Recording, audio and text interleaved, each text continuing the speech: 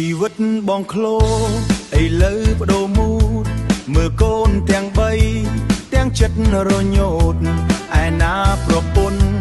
ដែលធ្លាប់ស្មោះស្ម័គ្រឥឡូវរត់បាត់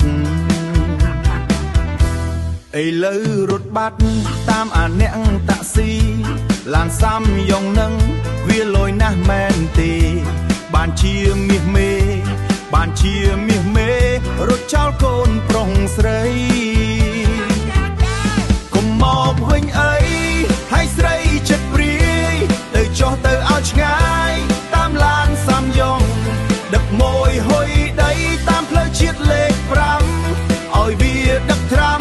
ឲ្យរៀងចាលចិត្តអូនបងឃ្លោលែងត្រូវការលែងចង់មានសុខ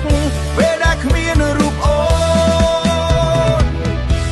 ឡានគេវាទំនើបឡានគេវាលយដឹកអូនហោះហើរ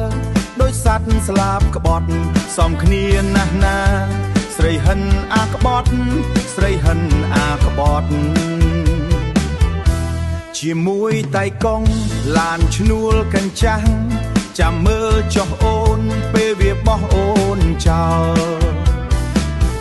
កុំមកយំស្រែកហៅរកបងឃ្លោឲ្យសោះ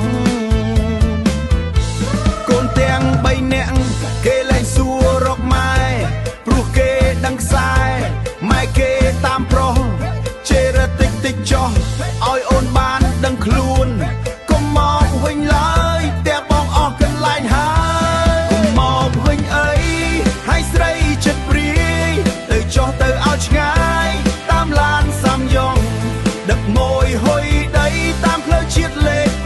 5ឲ្យវាដឹកត្រាំឲ្យរៀងចាលចិត្តអូនបងឃ្លោលែងត្រូវការលែងចង់ជួបមុខ